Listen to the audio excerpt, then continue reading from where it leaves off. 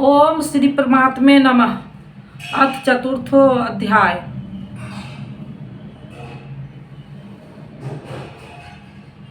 जय गुरुदेव भगवान की जय। गुरु ब्रह्मा गुरु विष्णु गुरुदेव महेश्वर, गुरु साक्षात परम ब्रह्मा तस्मै श्री गुरुवे नमः। जय गुरुदेव भगवान की जय। अध्याय 3 में योगेश्वर श्री कृष्ण ने आश्वस्त किया कि दोष दृष्टि से रहित होकर जो भी मानव श्रद्धा युक्त हो, मेरे मत के अनुसार चलेगा, वह कर्मों के बंधन से भली प्रकार छूट जाएगा। कर्म बंधन से मुक्ति दिलाने की क्षमता योग, ज्ञान योग तथा कर्म योग दोनों में है। योग में ही युद्ध संचार निहित है। प्रस्तुत अध्याय में वे बताते हैं कि इस योग का प्रेरणा कौन है, इसका कर्मिक विकास कैसे होता है। अर्जुन, मैंने इस अविनाशी योग को कल्प के आदि में विश्वान सूर्य के प्रति कहा। विश्वान ने मनु से और मनु ने इक्ष्वाकु से कहा। किसने कहा? मैंने। श्री कृष्ण कौन थे? एक योगी तत् स्थिति महापुरुष। इस अविनाशी को योग के कल्प के आरंभ में अर्थात भजन के आरंभ में विवशवान अर्थात जो विवश है ऐसे प्राणियों से कहता है। सूरा में संचार कर देता है। यहाँ सूर्य एक प्रतीक है क्योंकि सूरा में ही वह परम प्रकाश रूप है और वही उसके पाने का विधान है। वास्तविक प्रकाश दाता सूर्य वही है। यह योग अविनाशी है। श्री कृष्ण ने कहा कि इसमें आरंभ का नाश नहीं होता। इस योग का आरंभ भर कर दे तो यह पूर्ण तब दिलाकर ही शांत होता है। शरीर का कल्प औषधि द्वारा होता है किंतु आत्मा का भजन से होता है। भजन का आरंभ ही आत्मकल्प का आदि है। यह साधन भजन भी किसी महापुरुष की ही देन है। मोह निशा में अचेत आदिम मानव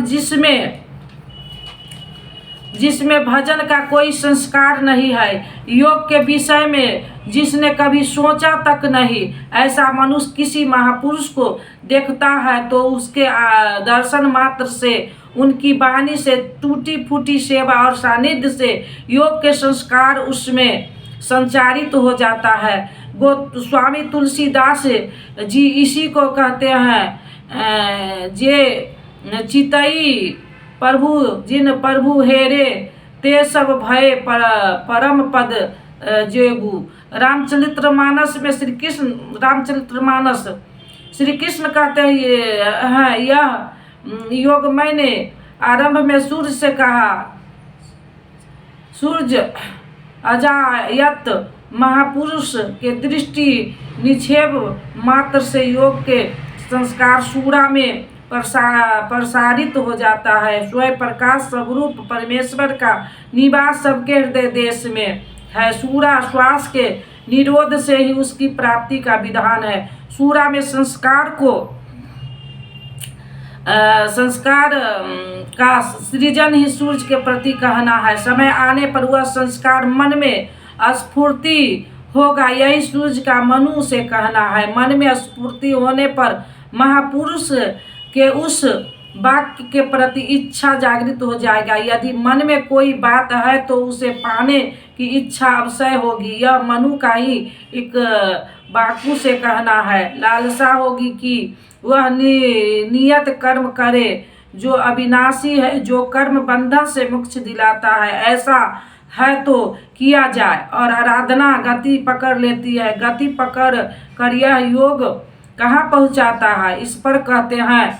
इस प्रकार किसी महापुरुष द्वारा संस्कार रहित पुरुषों की सुरक्षा में सूरा से मान में, मन से इच्छा में और इच्छा से तीव्र होकर क्रियात्मक आचरण में ढलकर यह योग कर्मश उत्थान करते करते राजसी श्रेणी तक पहुँचा जाता है। उस अवस्था में जाकर विदित होता है। इस स्तर का साधन में रिद्धियों सिद्धियों का संचार होता है। यह योग इस महत्वपूर्ण काल में इसी को शरीर में प्रायः नष्ट हो जाता है। इस सीमा रेखा को कैसे पार किया जाए?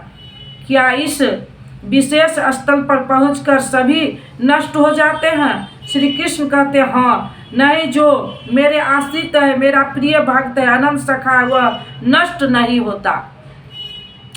वही ही यह पुरातन योग अब मैं तेरे लिए वर्णन किया है, क्योंकि तू मेरा भक्त है और सखा है, और यह योग उत्तम रहस्य पूर्ण है। अर्जुन क्षत्रिय श्रेणी का साधक था, राजसी की अवस्था वाला था, जहाँ रिद्धियाँ सिद्धियाँ के थपेरे में साधक नष्ट हो जाता है। इस काल में भी योग कल्याण की मुद्दा में ही है, किंतु पराया साधे पहुँच कर लड़खड़ा जाते हैं। ऐसा अविनाशी किंतु रहस्यमय योग श्री कृष्ण ने अर्जुन से कहा, क्योंकि नष्ट होने की अवस्था में अर्जुन था ही, क्योंकि कहा इसलिए कि तू मेरा भक्त है, अनन्य भाव से मेरे आश्रित है, प्रिय है, सखा है। जिस परमात्मा की हमें चाह है, वह सद्गुरु परमात्मा आत्मा से अभिन्न होकर जब निर्देश देने लगे, तभी वास्तविक भजन आरंभ होता है।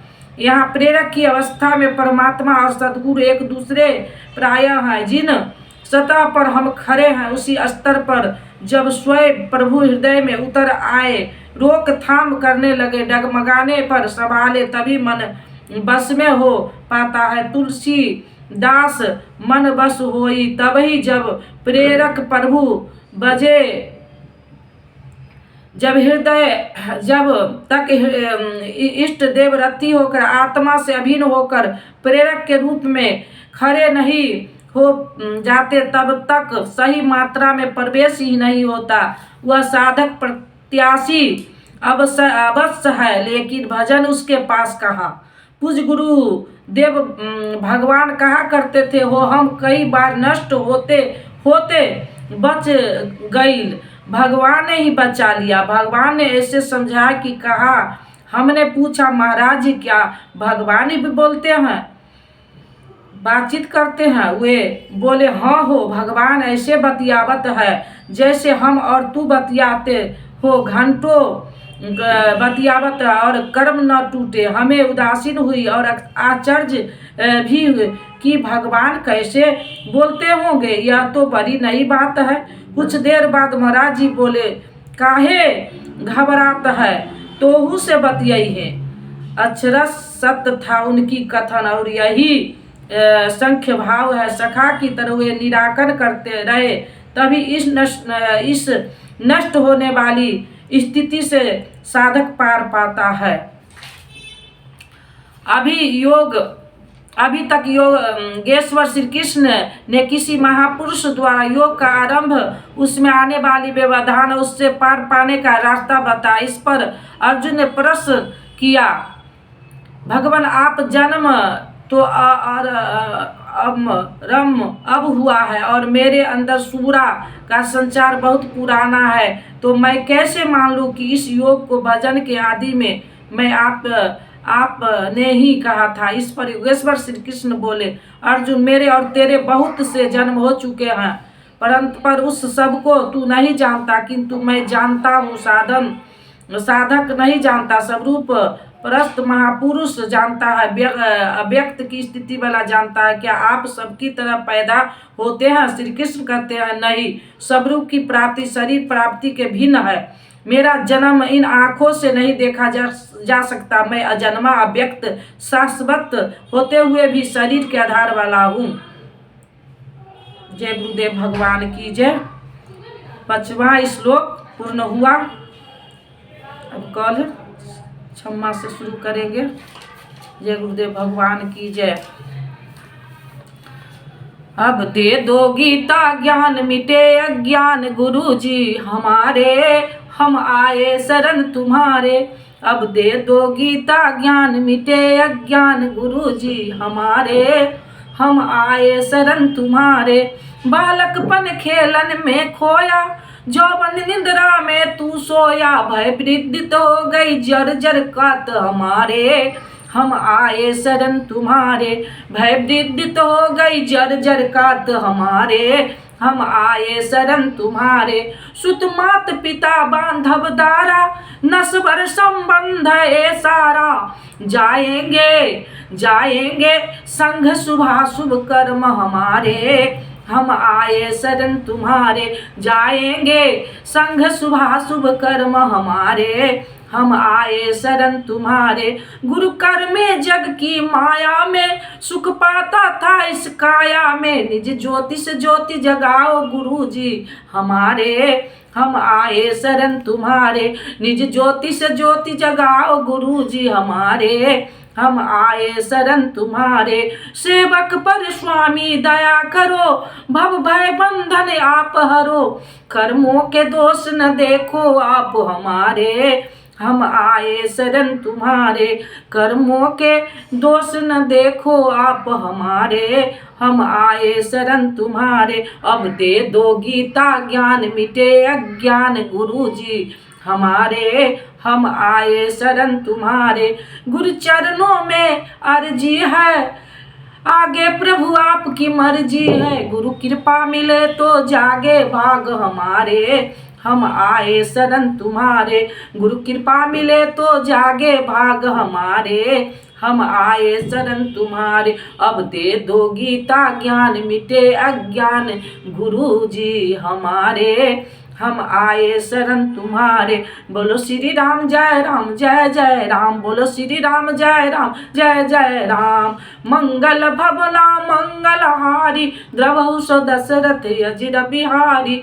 जो तुम जानहु अंतर्यामी, पुरबहु मोर मनोरथ स्वामी। अब प्रभु कृपा करहु एहि बाती, सब तज भजन करब दिन राति। बोलो श्री राम जय राम, बोलो श्री राम जय राम। जय गुरुदेव भगवान की जय। ओम परमात्मे नमः। ओम ओम ओम।